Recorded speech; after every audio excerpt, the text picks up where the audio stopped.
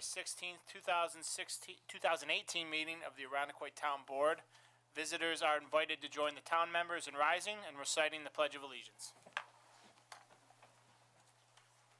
I pledge allegiance to the flag of the United States of America and to the republic for which it stands, one nation, under God, indivisible, with liberty and justice for all.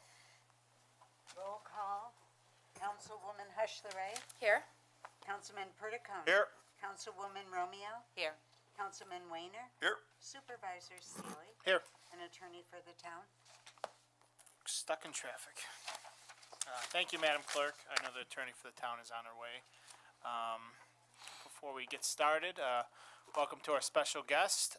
We have a little bit of business to attend to before our relatively short agenda, though short but important.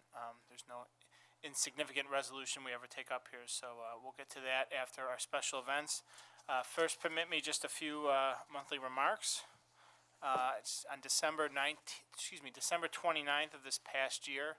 Over 1,000 visitors, residents, taxpayers came to Town Hall to take advantage of an opportunity to prepay their town and county property taxes. This allowed them to deduct such payments on their soon-to-be-completed 2017 federal tax returns.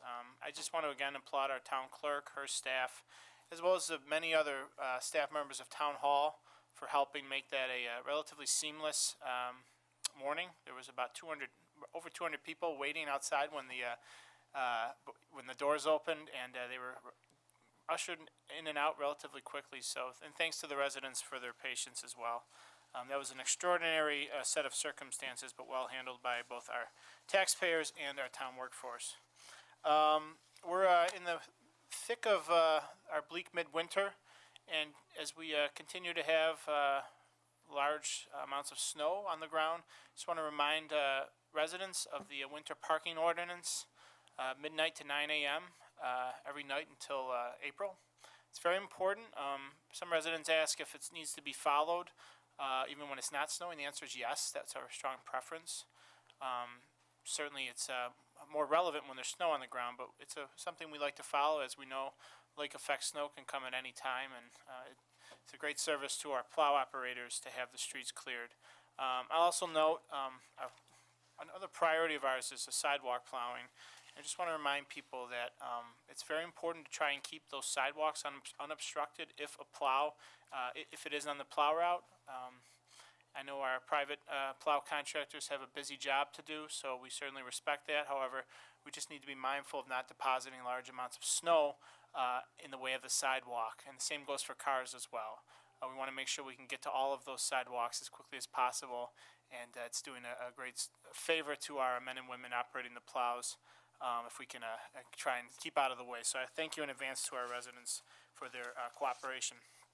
Earlier in December, I was happy to enter into, on behalf of the entire town, a settlement agreement with the former owner of the former Arundecoit Mall of upwards of $1.4 million, which would be split evenly between the East Arundecoit School District and the town. I'm happy to say last week the town received the first installment in the amount of $450,000. This money will be reinvested directly towards the future community center, fittingly at the former mall. Nate just posted a picture of a heavily redacted wire transfer. Sometimes you hope for the big check to come, but in the more modern times, an electronic wire transfer and the receipt that comes via email is the modern version of the big $450 check. But nevertheless, we're happy to receive it. Our town reassessment is entering into the home stretch. We remain committed to being proactive in our efforts to educate the public. I'll note today Mr. Golisano launched an effort to educate taxpayers on how they may appeal their property tax assessment, which certainly is welcome. We want people to know the process. Residents should expect to see in the coming weeks an impact notice in the mail. This will have your tentative assessment and outline the process by which you can appeal, both formally and informally. We just finished producing a very brief informational video, which we'll post on our social media and town website, and I also invite you to visit the town's website. We have a wealth of information for residents about that process, and as always, you can contact our assessor's office at the information on your TV. Last week, the town Under the leadership of the town, we had a final public meeting to discuss the Arundecoit Bay Outlet Bridge Alternatives Feasibility Study. I wish there was an acronym to shorten that. There really isn't. Nevertheless, this was a year-long process that analyzed ways to provide year-round access across the Bay Outlet Bridge, something we've long hoped to attain, but really have never gotten out of the starting block. We're out of the starting block. We now have a sound study that has looked at all the alternatives to increase access. We thank the public for their input. We thank our partnering communities and governments for their collaborative effort, and look forward to formalizing a formal path forward, really using the information that was presented. Very happy with how the study was conducted and the objective nature that it was conducted. Mark your calendars. Winterfest is coming, January 27th, a Saturday, from 11 a.m. to 3 p.m. at the Town Hall campus. This is a free event. It provides a host of fun activities for people of all ages, most geared towards our youngsters, but I've always find plenty of enjoyment. I checked the extended forecast, and the weather is a high of 27 and a low of 15 degrees, which for an event like that is just perfect. Hopefully a couple inches of snow on the ground, no more. This is the fourth year we've had this great event, and it's always a terrific time. For more information, visit our town website, our Facebook page, or call our Recreation Department, 336-6070. And I think Nate posted a picture of his adorable daughter in front of the Winterfest ice sculpture, so thank you, Nate. Next week, Town Hall will again be hosting the Red Cross for a blood drive right here on the Town Hall campus, in Town Hall meeting room, excuse me. This will take place on Thursday, January 25th from 11 a.m. to 4 p.m. Please call 336-6034 to reserve a spot. I always like to highlight our staff spotlight. We do this at our workshop meeting, the preceding Tuesday before every regular town meeting. This is where we highlight a valued member of our staff to show their appreciation. This month, our staff spotlight was awarded to Betty Mate, a longstanding. I'm looking at the picture of Betty and her favorite person, Keith Urban. But Betty's been a terrific asset to our town hall. She's, for many people, the first point of contact when they call Town Hall. I think she's served here for over 25 years. I can't imagine this place without her, so we're very happy to present that for you, to her. And finally, a reminder that town offices will be closed on Monday, February 19th in recognition of President's Day. And with that, I will now invite board members to join me up front and Chief Tantillo to come forward as we have a few special presentations.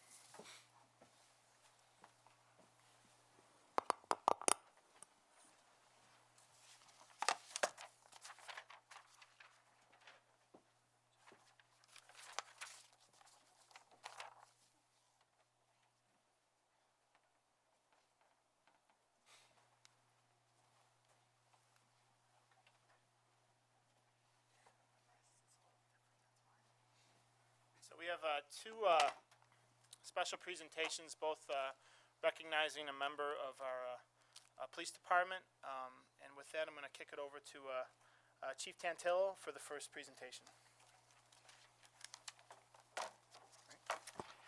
Thank you. If I can have Captain Bean join me tonight as we swear in and recognize Lieutenant James Reed. So Lieutenant Reed, you come forward, please, along with your family.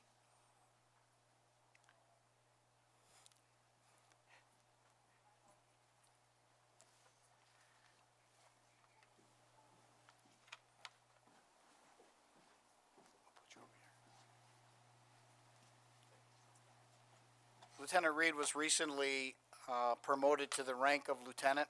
He's a 20-year veteran of both the Rochester Police Department and the Arundecoit Police Department. He has performed many duties with our police agency. He currently is the liaison to the Arundecoit Special Police, a supervisor on the 1st Platoon, and has assisted the emergency response team in many capacities. So Lieutenant Reed is very much involved with stop DWI enforcement details, aggressive driving details, and is a certified police instructor. He's also a member of the Arundecoit Police Department Bicycle Unit and a member of our highly coveted Honor Guard. I had the pleasure of working closely with now Lieutenant Reed when he was a community services officer from 2011 until 2013, which included many community education and prevention programs, working with our Arundecoit Neighborhood Watch organizations and several other community organizations. He also supervised our very valuable crossing guard unit and worked closely with our schools to educate students on the various child safety topics and programs that we value greatly. Lieutenant Reed is a highly decorated police officer, as he has been recognized by Mothers Against Drunk Driving and the Monroe County Stop DWI program on multiple occasions. He has earned 7 Excellent Police Service Awards, 1 Life Saving Award, 4 Officer of the Month Awards, 2 unit citations, 4 unit commendations, and 8 Chief's Letter of Recognition from the Rochester Police Department. Didn't I write you any? Lieutenant Reed was presented with a commendation by Senator Alisi for making a difference in our community, and he was awarded Officer of the Year in both 2014 and 2015. Lieutenant Reed has a bachelor's degree from Keuka College, is an extremely valuable member of our police agency. He's an Arundequoit resident, and we're really proud and privileged to be able to swear him in tonight officially for his duties in the presence of his family. Jim?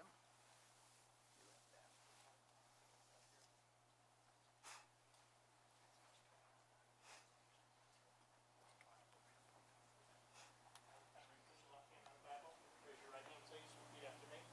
I, James Reed, do solemnly swear that I will defend the Constitution of the United States that I will defend the Constitution of the United States and of the state of New York. and the state of New York. I will enforce all of the laws of the state of New York I will enforce all the laws of the state of New York and the town of Arundequoit. and the town of Arundequoit. I will fulfill the duties of the rank I will fulfill the duties of the rank of lieutenant to the best of my ability. of lieutenant to the best of my abilities. I will serve, protect, and guide I will serve, protect, and guide the citizens of the town of Arundequoit. the citizens of the town of Arundequoit.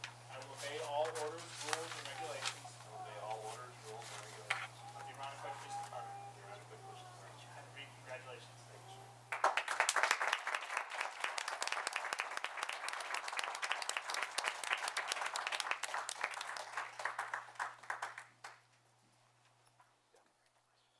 Well, thank you very much. I am truly humbled and honored to be here tonight.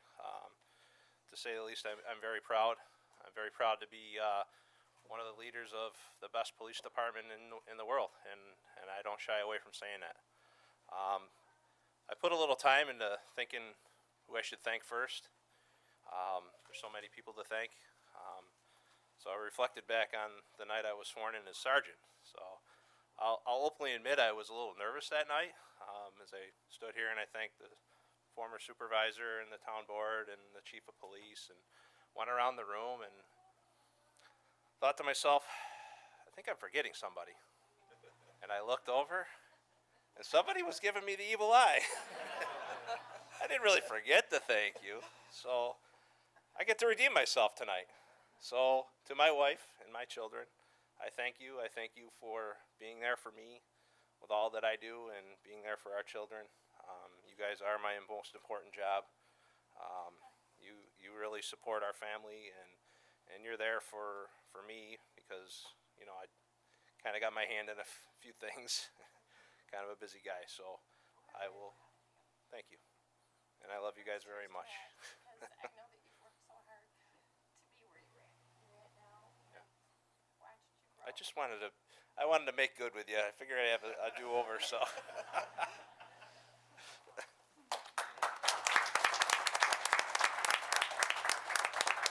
Well, then I thought of the second person I wanted to thank, and I thought of the day that I found out I was going to be promoted and to lieutenant. And about a half an hour before that, I was sitting down eating breakfast at my favorite restaurant and happened to run into Aaron McCabe, who was an officer on days. And then Sue Oberlin walked in, who's one of my former sergeants. And then walks in a guy I haven't seen in 13 months. And I said, wow, awesome, you know, glad to see you. I haven't seen Jason Allen in over a year. He's one of my good friends in the police department. I know we're going to honor you tonight, but I wanted to personally thank you for your service to this country and to the community. You know, not only did I get to see you for the first time in a very long time, I also learned that I was getting promoted, so that was a pretty damn good day. I just want you to do us a favor, all right? Can you stay home now? All right. You've done enough, brother, but thank you for your service. It's truly appreciated. I'd like to thank the town supervisor and the town board for the vote of confidence in allowing me to take this position. I'm very humbled and honored that you had the faith in me to perform these duties. Chief, I want to thank you for your support and your guidance over the years. You've been there. I've learned quite a bit in the different capacities we've worked together. You were my lieutenant to begin with. You guided me through a lot of difficult times in my life and a lot of great times in my life. So I thank you as well for having the confidence and faith in me. So. And lastly, I want to thank all of them. And these men and women are the backbone of the police department. They go out there and they work very, very hard every day. They're the best cops that we have, the best trained. You have the best people that you could find. We work really hard to find great people, and you have them standing here. So I appreciate all of you guys taking the time to be here for Jason and I tonight. It truly means a lot. So that's it. Thank you very much.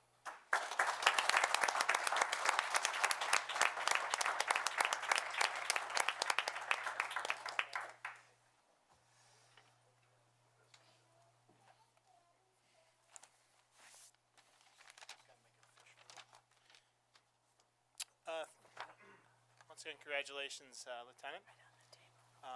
He's signing his oath, but I will segue into the reading is not the official taking of the oath. It's actually the signing, which we entrust our great town clerk to do that, not myself. So thank you, Barb. Our next presentation is a little different in nature, but certainly just as compelling and important.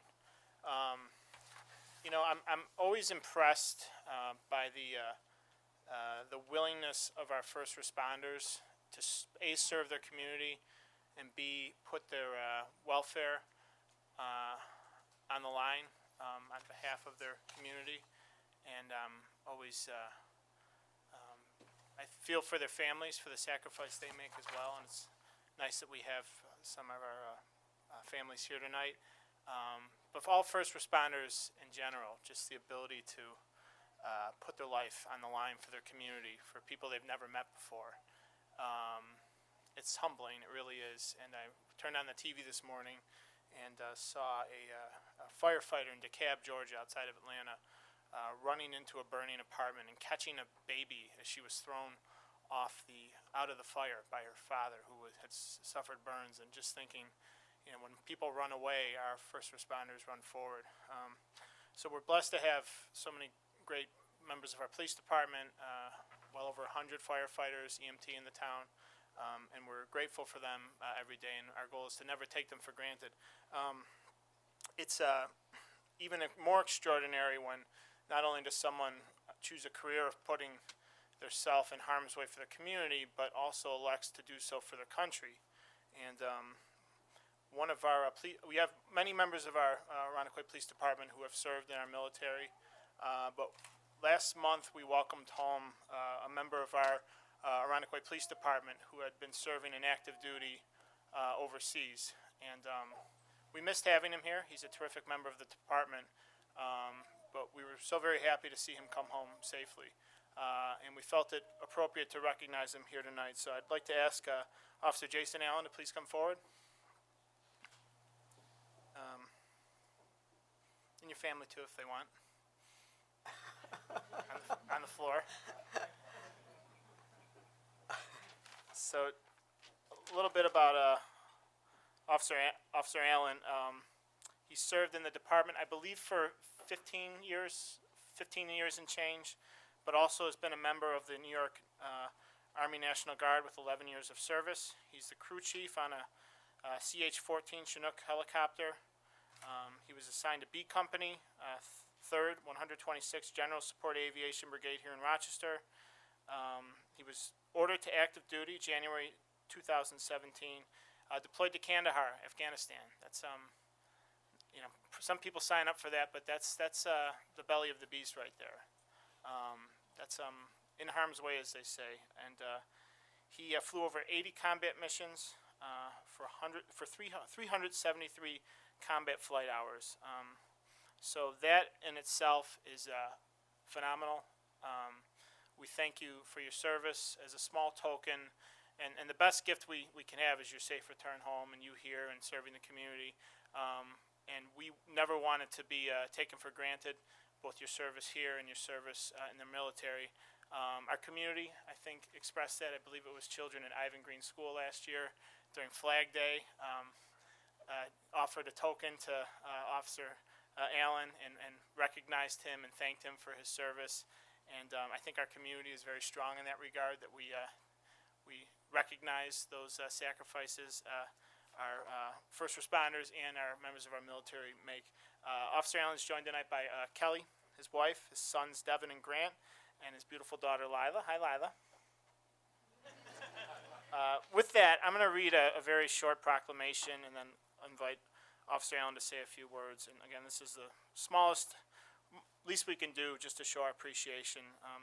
It reads, whereas a great society is only as great as those individuals and organizations that perform exemplary service on behalf of their fellow citizens, and whereas for over 2 centuries the United States of America has endured as the greatest democracy in the world and promoted the ideals of freedom and liberty throughout the world, and whereas the United States military would not be the strongest in the world without the millions of men and women who forego the relative peace and safety of everyday American life to serve their community in all corners of the world, putting themselves in harm's way in the name of promoting freedom and protecting our national security. Whereas it is also appropriate to recognize the sacrifice made by our military families, and whereas Officer Jason Allen has served in the Irondequoit Police Department since 2002, and whereas Officer Allen has also served as a member of the New York State Army National Guard for the past 11 years and served much of 2017 deployed to Kandahar, Afghanistan, assigned to the 16th Combat Aviation Brigade out of Fort Lewis, Washington, and whereas while deployed, Officer Allen served as the crew chief on a CH-47 Chinook helicopter and flew over 80 combat missions, logging 373 flight hours. And whereas Officer Allen returned home in December 2017, has since rejoined his post in the Irondequoit Police Department. Therefore, let it be known, we're almost done, Lila, that we, Supervisor Dave Seeley and the town board, on behalf of the entire town of Irondequoit, do hereby express our sincere gratitude to both Officer Jason Allen for his service to our country and to his family for their sacrifice, and rejoice in Officer Allen's safe return home and applaud him for his devotion to protecting his fellow citizens, both in Irondequoit and abroad, so declared on this day, January 16th, 2018. So on behalf of the citizens of Irondequoit, sir, thank you very much.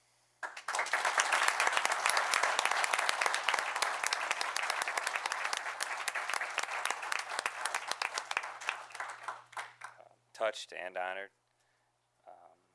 Much like Lieutenant Reed said, when it comes to important people to thank, I will a big thank you to my wife Kelly. I guess I had the easy part. I was over there and she was here, and Devin, Grant did a great job stepping up,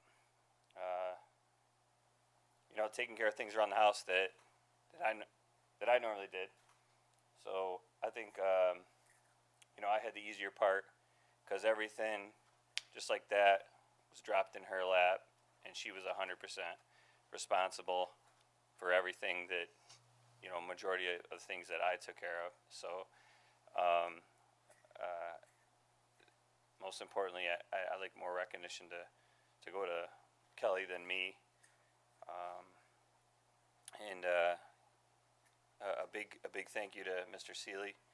I know the great things that he did and the help that he provided before I left. Also, Jason Vanette, the paperwork and organizing and getting things going. All the members of the town board. Great thank you to them. Chief Tantillo.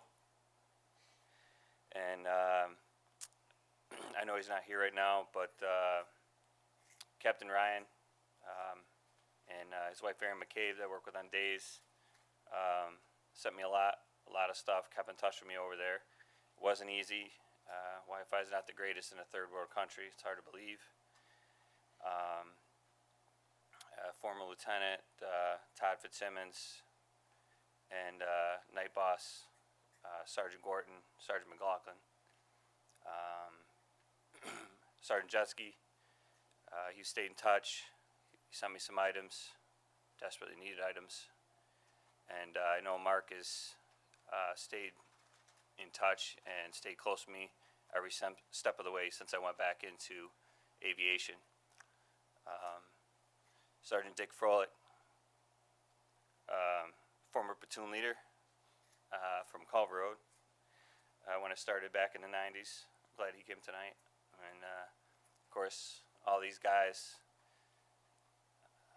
Dean Kay, Rich Luby, Chris Soprano,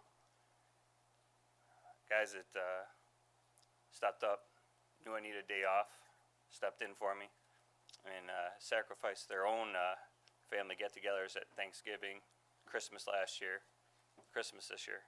So, I just like to big thank you to everybody, and thank everybody that came tonight.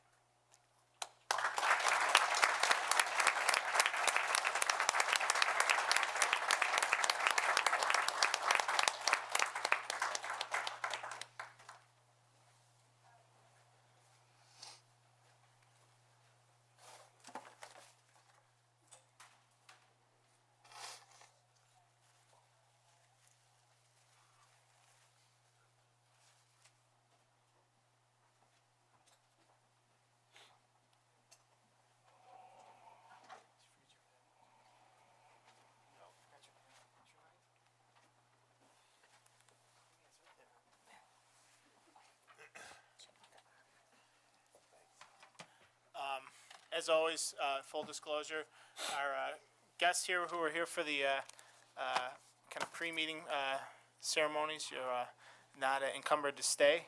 We always are flattered when you do, but you're welcome to leave. And just mind you that we have public speakers coming, so if you could just try and keep volumes to a minimum outside. But again, thank you all for attending these very special ceremonies. With that, we move on to public input. We have one person signed up for public input tonight. However, if anyone who did not sign up wishes to speak, they may come before the board to speak about any number of topics they so wish. They'll do that after our resident pre-signed up does so. So with that, I'm going to ask William Roth to come up.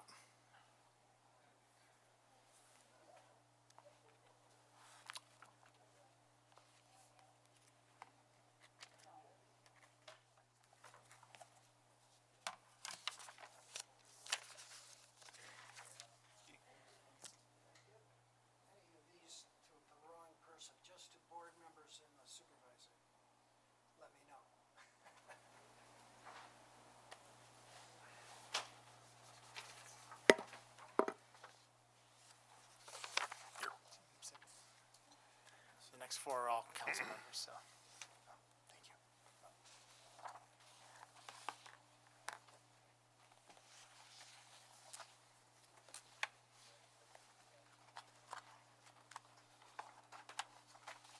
Thank you, sir.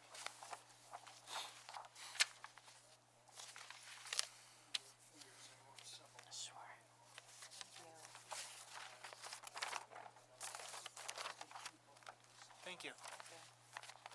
And if you just say your name and address for the record. Thank you, sir. My name is William Ruoff. I live at 46 Orchard Street in the village of Webster. But for the first half of my life, I lived in Arundequoit.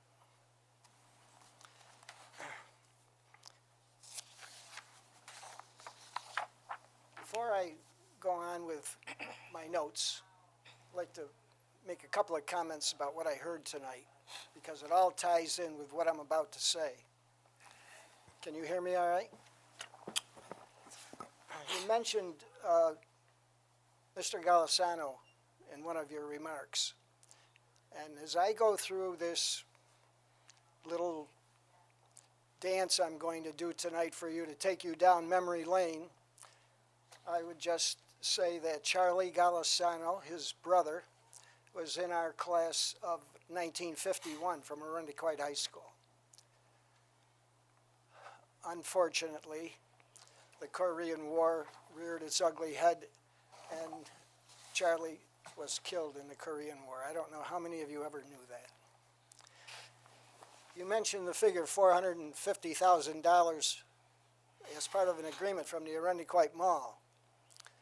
And I'm looking around this room, which I will comment on in a second, and think that's almost what this whole building cost back in 1949.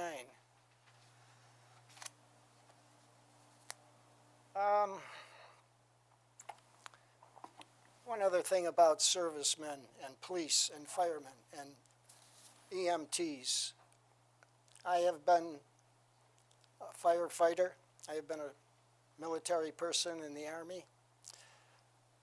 And I know what it's like to go into a burning building. Tonight I will mention a street around the intersection of Norton and Culver called Cascade Street, sometimes known as Cascade Drive, Cascade Road. A lot of streets in Arundequite changed names through the years. In 1936, a house caught on fire just inside the town line.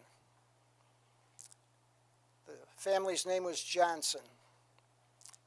Thorwald Johnson ran upstairs after he had tossed one or two of his children out the window to get his young daughter who was in the crib.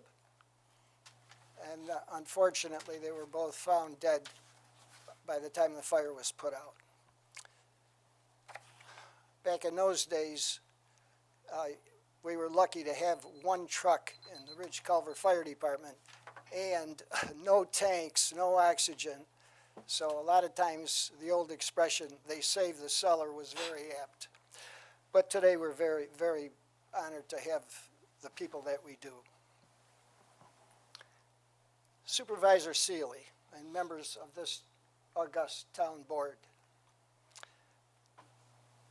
permit me to thank you this evening as I stand before you in these hallowed chambers, particularly in this room, the Broderick Room, dedicated to a man so revered in this town that his name lives on.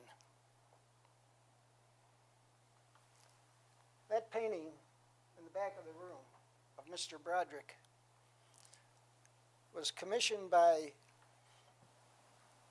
John Van Voorhis, a celebrity in the world of law, a lawyer, a judge, renowned for his ability not only to be fair, but to interpret the law in such a way that many others that followed him took his precedents and utilized it in their meaning of what they were going to decide. We are awfully fortunate to have the history we do of this wonderful town.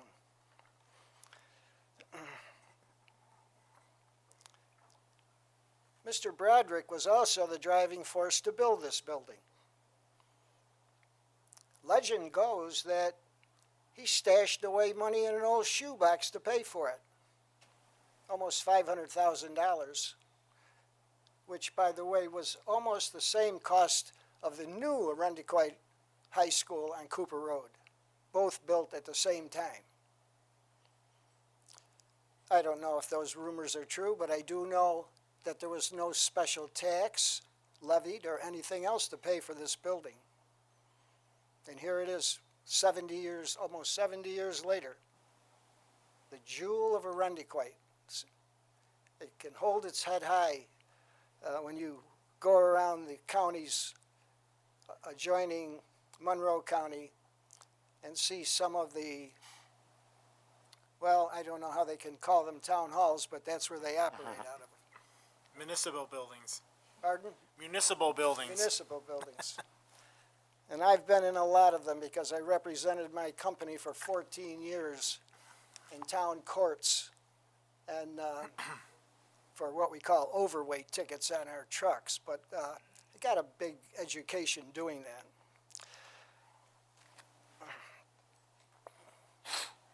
When I was a kid, and I'm going to interject here for a second, because I'm up here tonight to talk about the fellow that you see in those pictures before you.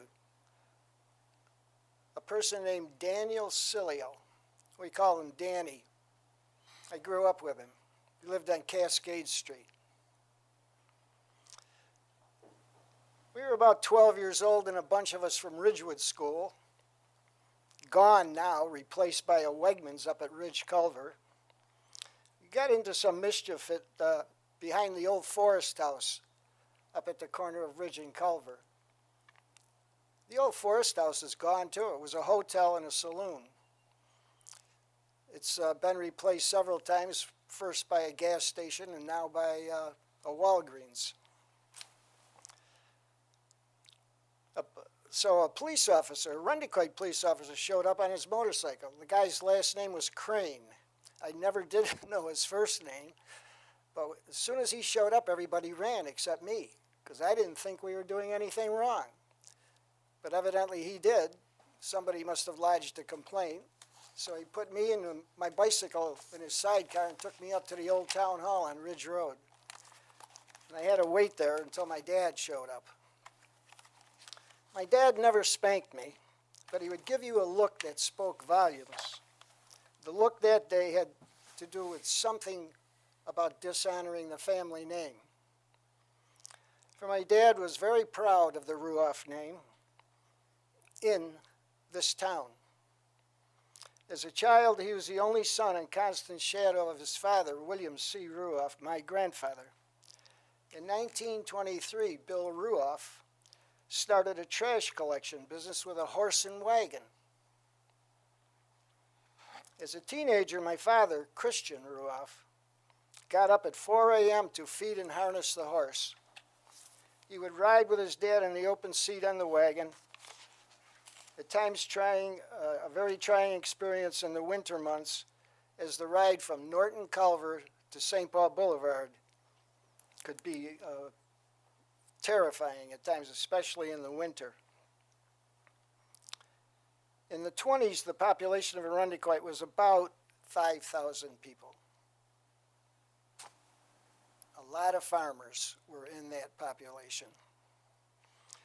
Most people burned coal for heating and cooking. The trash man was called the ash man, and for a nickel a week extra, he would haul your ashes out of the basement. When I was working on the route in 1963, a woman came out of a house on Sagamore Drive and asked me if I was part of the Ruoff family, and I said I was, grandson. She said it was 40 years to the day that my grandfather walked up the planks in her muddy front yard, because her house was just being built, to ask them if they wanted a trash collection. 40 years, the same family, the same rubbish man. Not unusual for us. We were in business over 70 years before we sold to a large national company. But we had first generation, second generation, third generation living in the same house, having our service. So you can see why my dad was proud of the name. He was also a farmer, my father. Raised hogs, pigs on Brower Road, off of Culver Road, where St. Cecilia's Church is. Back then, almost everything north of Norton Street was farms on both sides of the road. Nursery farms, small produce farms, hog farms, cherry and all kinds of tree fruit. So it was nothing for us kids to go to a local farmer if we wanted to pick cherries, get a nickel a bucket, and have some spending money. So I'm talking about my friend Danny Cilio, because he was doing all these things that I'm talking about. Those kids up on Norton Street, that's where they had close housing, so they had to come back down towards Ridge Road more to find some work, and it was usually on one of our farms, one of the farms that we grew up on. Because even though I lived on a farm, I was always working on my friends' farms too, especially in the summer when we were out of school. And a fellow named Roy Clem, would bring in his threshing machine from Webster. And then the next year he graduated to Baylor, so that when they cut the wheat and the straw was left, he would bale it, and then we'd throw it up on the truck and take it to the barn. Well, in 1942, my Uncle Billy went to war. That's my father's brother. And that left a big hole because when someone who you depend on every day and you know he's going to be there goes off to war, you have to find help. Well, my father was pretty lucky because as a farmer, he knew all the farmers. And in the winter, farmers could work at another job if they wanted to. So he would hire farmers to work. Well, one day, Mr. Broderick called my father into his office. And he said, "Sonny," that was my father's nickname, "we got a problem. Mrs. Thurston, her help is all gone to war. She can't get her roots done." Now, Helen Thurston was a woman who lived on Biltmore Drive off of Cooper. She had a rubbish route. Her husband had a dry cleaning business on Norton Street, right across from Ben Franklin High School. They parked the truck in the driveway. Her help was gone. So Mr. Broderick said, "How can you help us?" And my father said, "We'll take over. We'll do it." So every day after we got done with our routes, they would swing the trucks around and do Mrs. Thurston's route, and nobody was left behind.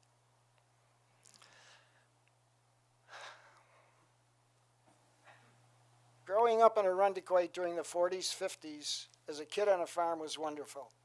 But now it's a dream. We had fields to work in, wheat fields, corn fields, pasture land, orchards filled with cherries, prunes, and lots of pigs. Swimming holes at Ridge Culver, now the Ridge Culver Plaza, and where East Ridge High School now stands, were our way of having fun in the summer. They were all filled in, by the way. Oh, boy. I can remember the Hojack line running along Lake Road in Webster, up through Seabreeze, Duran, Eastman Park, the old hotels along the bay, Bayview, Glen Haven, Newport House, Point Pleasant, all gone. Well, here I am now. I'm treading very lightly as I near the end of the final chapter of my life. Full and productive life. Farmer, soldier, teacher, politician. If you want to call being the mayor of the village of Webster being a politician. But mostly a rubbish man. I'll note that when you're a mayor even after you leave office. Yes. Supervisors don't get called supervisor after they leave their term, but mayors are mayors the rest of their life, so I would still call you supervisor. thank you. Oh, boy.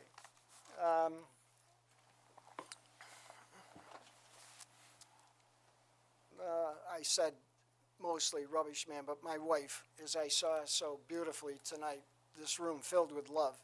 Your wife has a lot to do with how you turn out or what you are in life, and my wife would disagree with that statement because, sure, I had a lot of jobs, but our family came first, and she was there side by side. Well, what you've heard as I stand here tonight, really humbled and honored to be here to give this little memory thing to you, is a tiny slice of life. Just, that's all it is, shared with many others. So many gone now, but their memories live on.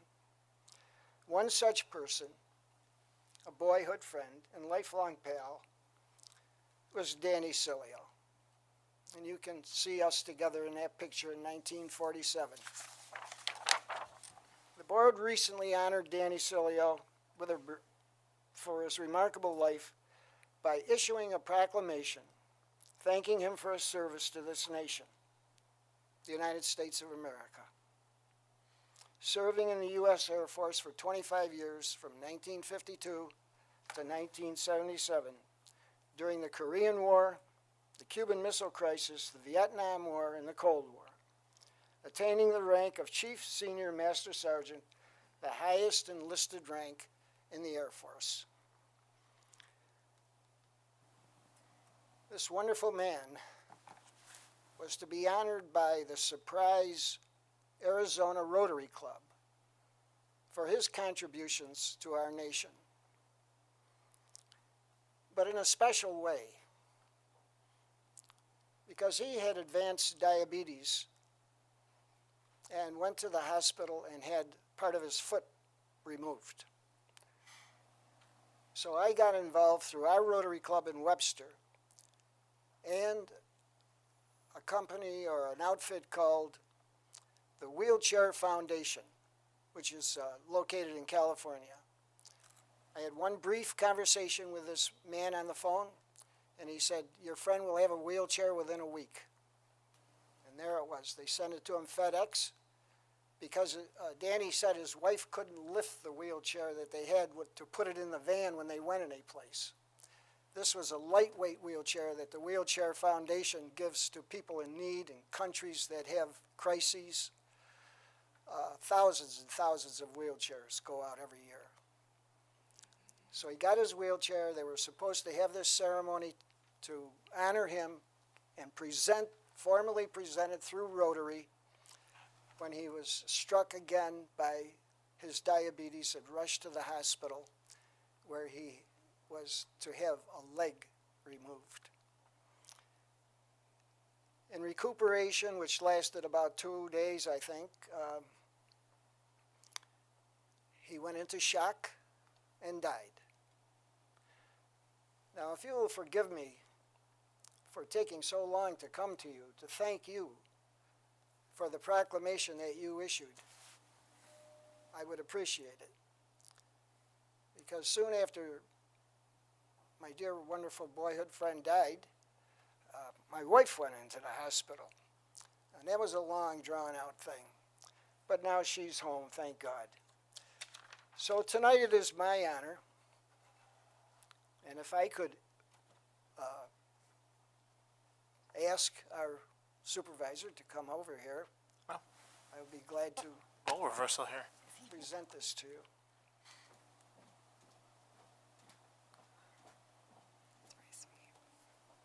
Supervisor Seeley. I just hope everybody not only put up with me, but gained a little something by that short talk. Tonight, I am here to, on behalf of the Webster, New York Rotary Club and the Surprise, Arizona Rotary Club, both signed by their presidents, to give you this certificate of appreciation, and may it be known that the town of Arundequoit, New York, is hereby awarded this certificate in honor and with deep appreciation of honoring Chief Master Sergeant Daniel Cilio. Thank you. Thank you very much.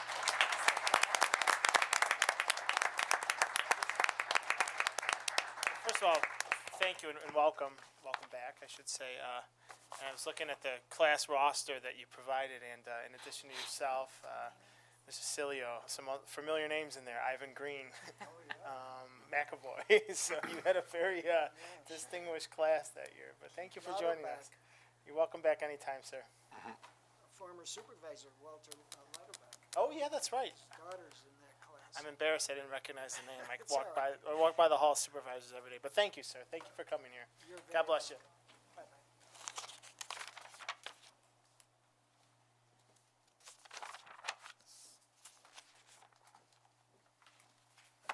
Okay, if any other residents or guests wish to come up and address the board during public input, you're welcome to now.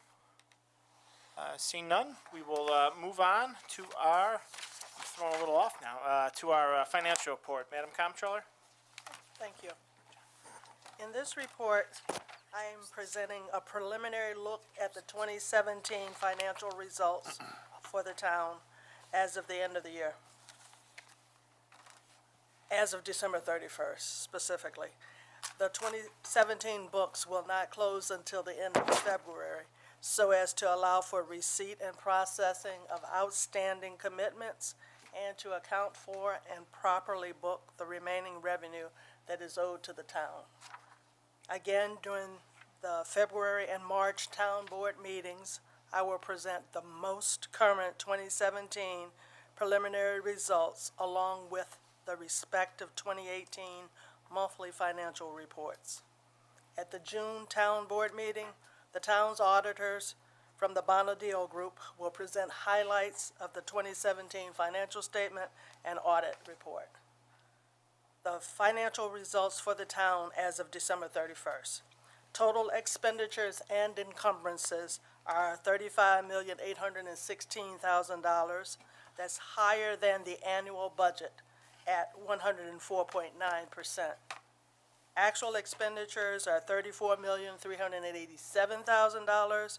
Encumbrances, $1,429,000. Included in the $35.8 million total is approximately $4.2 million of fire-related expenditures. $3,691,000 is the actual amount, and $531,000 is encumbered. Without the fire-related expenses, the town would be favorable at 92.5% of budget, or $31,594,000. The fire-related costs of the $4.2 million break down as follows. Highway, $1.9 million, general fund, $1.4 million, sewer, $0.9 million, storm drainage, $14,000. The general fund expenses are $20,422,000, or 102.1% of the annual budget.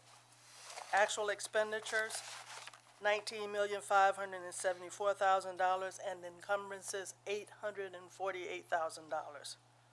The general fund includes approximately $1.4 million of fire-related expenses that include demolition costs and expenses of the temporary DPW structure. If you exclude those expenses, the fund is favorable at 94.9%.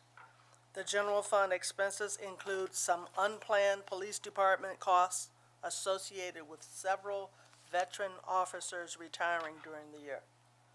In aggregate, the highway expenses are $6,814,000, which is greater than the annual budget at 120.2%. Prominent expenses during the year were as expected: gas, fuel, and asphalt in Highway 1, equipment parts and installment debt in Highway 3, and salt in Highway 4. Encumbered and actual fire-related expenses are $1.9 million. Exclusive of those, the highway expenses would be favorable at 86.7% of budget. Other significant funds, the total library expenditures of $2,237,000 are currently below budget at 93.6%. The sewer fund has expended 110% of budget in the amount of $4,606,000. $872,000 is fire-related. The fund would be favorable at 89.6% if the fire expenses were excluded. Stormwater drainage is currently at 90.9% of budget. A total of $711,000. Included is $14,000 of fire-related costs, so the non-fire related expenses equate to 89.1% of budget. The general fund revenue as of the end of the year is 99.4% of budget. A total of $19,676,000. $10.6 million of tax revenue and $196,000 of pilot payments are included, and pilot is payment in lieu of taxes. Also received to date is 8 months of sales tax, $2,830,000, 69.5% of that line item budget. 9 months of mortgage tax equal to $664,000, 85.2% of budget. We've received $368,000 of franchise cable TV revenue, and that's 50.6% of that budget. The complete per capita state aid of $613,000 has been received. Included in the general fund revenue, within the other sources of revenue line item, is $1,834,000 of insurance recovery. The general fund revenue exclusive of the fire insurance recovery is $17,841,000, or 90.2% of budget. The total town revenue and appropriated fund balance through December equate to $34.6 million, 102.4% of budget. Included in that amount is $3.1 million of fire insurance recovery. Without the insurance proceeds, the receipts would be 93.1% of budget, or $31.4 million. Year-to-date revenue for the library is $2,383,000, 99.7% of budget. The highway has recorded 102.3% of revenue, a total of $5.7 million. This includes $471,000 of fire insurance recovery, and exclusive of the recovery, the highway group, fund group would be at 93.9% of revenue. Sewer has received $4.8 million, 114.6% of budget. Included in this fund is $691,000 of insurance proceeds. Minus those insurance proceeds, the fund would be 98% of budget. Stormwater drainage revenue is $915,000, 120% of budget. Excluding the $152,000 of insurance recovery would leave that fund at 100% of budget. From this report, you'll note that the fire-related expenses exceed the revenue by $1.1 million. Fire-related expenses, as I mentioned earlier, are $4.2 million, and the revenue is $3.1 million. However, in our next monthly report, we have revenue results from a $1.3 million settlement, which will bring the fire expenses and revenue into clear or better alignment. This concludes my financial report for the month of December. Thanks, Annie. And I'll note, we have 8 months correct of sales tax in. That's correct. And trajecting favorable, so hopefully at year end, when we close out, our sales tax revenue will be even more than was budgeted or forecasted. The same goes for mortgage tax as well. We still have an outstanding quarter for that, I believe. So still tracking favorably. And again, as always, thank you for divorcing out the fire-related expenditures and allowing this to make sense in what has been an extraordinary budget year. And we long for the days where there's less handwritten notes on your financial reports. I look forward to it. Thank goodness you have legible handwriting. Any questions or comments? Motion to accept the financial report? Moved. And a second? Second. All those in favor say aye. Aye. Opposed? Report is accepted. Madam Clerk? Approval of minutes, December 12th, 2017, the workshop meeting. Motion? Moved. And a second? Second. Questions, comments, revisions? Hearing none, all those in favor say aye. Aye. Opposed? Recused? Thank you. Ms. Romeo recuses. Madam Clerk? December 19th, 2017, the regular town board meeting. Motion? Moved. And a second? Second. Questions, comments, revisions? All those in favor say aye. Aye. Aye. Opposed? Abstain? Ms. Romeo abstains. Ayes have it. All right, we move on to our first item for board action. Madam Clerk? Item number 1, filling a conservation board vacancy. May I have a motion Moved. and a second? Second. Thank you. Ms. Kelly, explanation, please? Thank you, Mr. Supervisor. Sorry, I didn't have a microphone. We are filling 2 vacancies for the Conservation Board, and we do have one of those folks here with us tonight. Brianne Walsh. Yes, I just want to make sure that was you. If you wouldn't mind standing up. Brianne is the first to be appointed, and Greg Senecal is the other not with us this evening. Thank you. So this resolution would appoint Greg Senecal and Brianne Walsh. Thank you for being here, Ms. Walsh. We have two vacancies. It will be a term that will expire December 31st, 2019. And as always, we're very grateful for our Conservation Board for their service and passion towards town issues. And I know Council Member Romeo, this is near and dear to her heart because this is, I believe, one of her, this was her seat that we're filling. I don't know which one, but it really doesn't matter. But either way, thank you for serving, and we look forward to working with you. Questions or comments? All those in favor say aye. Aye. Opposed? Resolution is adopted. Ms. Walsh, congratulations. Thank you. I will now ask Mr. Perticone for introduction. Yes, I introduced the following proposed amendment to the Town Code, Chapter 235, Article 26. This proposed local law would create the Ridge Road Plan Development District. Mr. Perticone's made a motion to introduce the proposed town law. Do I have a second? Second. All those in favor say aye. Aye. The proposed law is introduced. Madam Clerk? Motion. Item number 2, calling for a public hearing on a proposed local law to amend Town Code Chapter 235, Article 26. Motion. Moved. And a second? Second.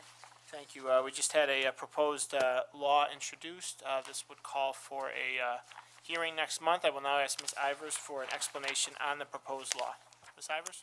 Thank you, Supervisor. The proposed amendment would essentially replace what is currently in the code listed as the Tourism and Resort Redevelopment District. That specific code and the accompanying regulations were adopted back in 2008 or 2009, and they were specifically related to what was then the proposed development of that general area. In light of, obviously, changes of events over the course of the last decade, and then in light of the fact that that specific master plan is no longer the vision for redevelopment of that area, it really is important to revisit the regulations and ensure that they are as flexible, but providing guidance for redevelopment and new development within the district boundary. And so the public hearing will provide an opportunity to review the proposed or draft amendments to the code. Thank you. And this proposed law will be made available both in town clerk's office as well as our town website under the town board page. And I'll just note, the end goal of this is to ensure that we're providing appropriate land review from the town. Certainly we want the development to be successful, but in instances where there is development, we want to make sure we're providing that appropriate review to ensure that it's compliant with the character of the community, but also wanting to be mindful to help facilitate development. So we felt this necessary, and look forward to any public comment at next month's meeting. And we plan to adopt the following month in our March, or at least put up for a vote the following month in March. Questions or comments? Hearing none, all those in favor say aye. Aye. Opposed? The hearing is called. Item number 3, pursuant to State Environmental Quality Review Act with respect to improvements on portions of Norton Street. Motion, please. Moved. And a second. Second. Thank you. Mr. Kiley, explanation. Thank you, Mr. Supervisor. The next two resolutions are both linked together. The first is the State Environmental Quality Review that was conducted for the installation of sidewalks along the south side of Norton Street. And the second is a intermunicipal agreement with the County of Monroe, as the County of Monroe is planning infrastructure improvements this year on Norton Street. So first, the State Environmental Quality Review. This project is an unlisted action for seeker purposes. Again, the project description is the installation of sidewalks along the south side of Norton Street. Currently, there are no sidewalks along the south side of Norton Street. In addition, sidewalks along the north side of Norton Street will be repaired, any ones that are cracked or damaged. After review, this has no significant impact on the environment, and as such, a negative declaration should be filed, is recommended to be filed. So Bob, this is specific just to the sidewalk component of the overall project? That is correct, sir. So the County of Monroe also went through seeker for the renovations and retrofit of the roadway itself, which also included the sidewalks. Very good. Any questions or comments? Hearing none, all those in favor say aye. Aye. Opposed? Resolution is adopted. Item number 4, authorizing the supervisor to enter into an intermunicipal agreement with the County of Monroe. May I have a motion? Moved. And a second? Second. Mr. Kylie, explanation, please. Thank you, Mr. Supervisor. As I introduced at the prior resolution, this authorizes the town to execute an intermunicipal agreement with the County of Monroe, similar to how the town took the lead for the installation of the new retaining wall and sidewalk on Titus Avenue last year, or several years ago, excuse me. This project would also, by which do the same mechanism. However, the county will be the project lead, and the town will pay for the installation of the sidewalks. And thank you. And I assume we'll have subsequent resolutions authorizing the appropriation? Correct, sir. Okay, so this was taken largely from money allocated by, I believe, Majority Leader Morelli for a previously proposed project, a sidewalk project we did not move forward on, and we determined best to recommend it being used for this, to help accompany the redesign and rebuild of Norton Street, and I think it'll be a terrific enhancement. There's a school nearby, so having sidewalks on each side, I think, is paramount and important, so we're always looking to expand our sidewalk miles, and this will do so, but it'll complement the entire project nicely. Any questions or comments? All those in favor say aye. Aye. Opposed? Resolution is adopted. Item number 5, authorizing the award of public library generator. Motion Moved. and a second. Second. Thank you. Mr. Kylie, an explanation, please. This resolution accepts the bid from Kaplan Schmidt Electric for the installation of a generator at the Arundecoit Public Library, 1290 Titus Avenue. This project was deemed necessary shortly after the windstorm, where that facility was used as a warming station for hundreds, if not thousands, of residents. So this project came in under budget at $184,000 to the aforementioned Kaplan Schmidt Electric. Thanks, and yeah, indeed, after the windstorm and recognizing the need of the library to serve as a, let's say, emergency shelter, but it really was a warming station, and I think they had their second and third busiest days of the library's history, those 2 days next to its grand opening, so deemed it appropriate. Ultimately, we'd like all our physical plant to have generators, but certainly the library, I think, warrants it, so this is probably the capstone of the overall construction project, one that I don't think Peter has his hands on as much, but certainly an ongoing evolution in determining the best ultimate capabilities of the facility. So I think it's prudent, especially with the lessons we learned last year. Questions or comments? Hearing none, all those in favor say aye. Aye. Opposed? Resolution is adopted.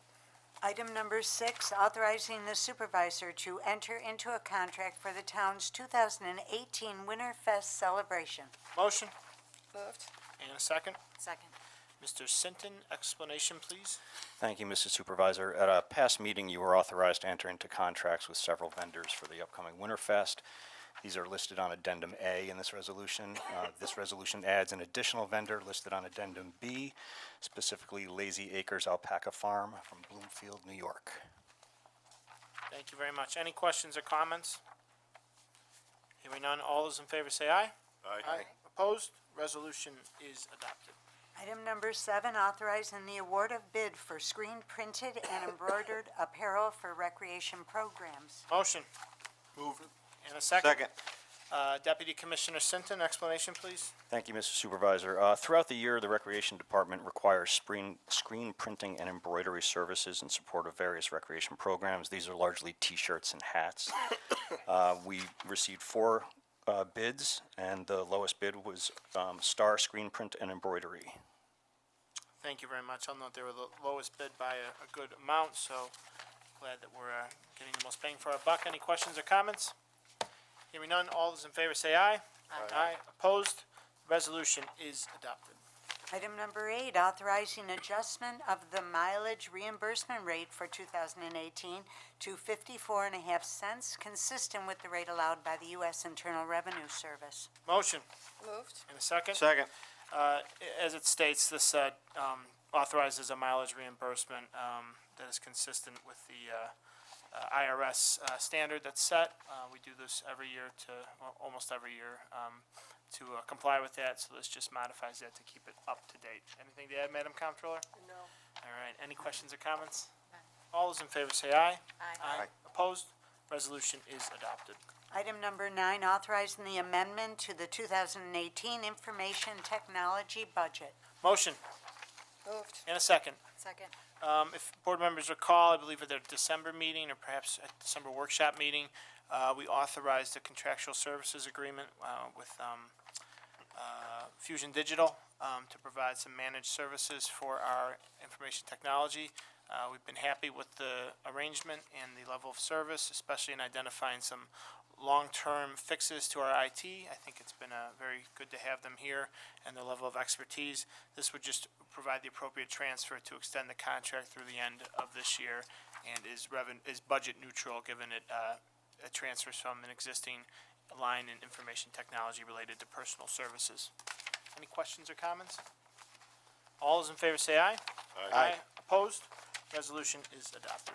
Item number 10, authorizing the supervisor to attend the Association of Towns 2018 Training School and Annual Meeting. Motion Move. and a second. Second. I'll just explain this, even though I really wish this meeting wasn't down in New York and in a more centralized location, given 95% of the towns in New York are north of New York City, probably even more than that, but I found it valuable, and I think my predecessors have as well, to attend this. The cost of the town is for the registration and hotel, and I will be paying for my own travel down. Any questions or comments? And I do not expect the cost to come anywhere near 1,000, but, okay. All those in favor say aye. Aye. Opposed? I'll abstain. Item number 11, supporting a payment in lieu of taxes agreement for LPPA 1 LLC. Motion. Motion. Move. A second. Second. Thank you. It's been a relatively short agenda. Come on. This would express support for LPPA 1 LLC's application to Comida, which is now known as Imagine Monroe? Yes, Imagine Monroe, for payment in lieu of taxes agreement, to support the Lighthouse Point project, which is the first phase of which is just south of the O'Rourke Bridge along the Genesee River. It's 5.5 acres of land in the town of Arundequoit, previously, or is part of a brownfield opportunity program.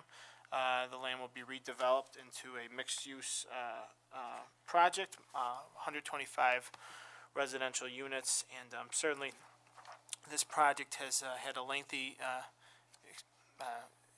interface with the town. We went through last year a really thorough review on both our planning and zoning board of approvals, zoning board of appeals, excuse me, and very happy with the degree to which those boards worked with the project and reviewed it. I think they did it in the best interest of the town, providing a good deal of scrutiny and thorough, thoughtful input. Now this goes to the part, I think, they have, as I say, clean bill of health from a land use point of view from the town. So in the interest of helping facilitate the project, they have come before us. We met with the developers and the applicants at our workshop meeting, asked several questions relative to the development. This would be we're supporting tonight a 14-year payment in lieu of taxes agreement, their application to Comida, the schedule of which is affixed to Appendix A. And upon this will authorize me to express to Comida the town's support of their application. And concurrently, this is being done with the school district as well, and I believe they will be considering a similar resolution in their upcoming meeting. Questions or comments? All those in favor say aye. Aye. Opposed? Resolution is adopted. And this concludes our body of work for tonight's town board meeting. I'll note we have a special town board meeting Tuesday, February 6th, at 4 PM here in the Broderick Meeting Room. Next workshop meeting will be Tuesday, February 13th, 4 PM here in the Broderick Meeting Room. And next regular town board meeting, Tuesday, February 20th, 7 PM here in the Broderick Meeting Room. I will now entertain a motion to adjourn. Moved. And a second. All those in favor say aye. Aye. Opposed? Meeting is adjourned.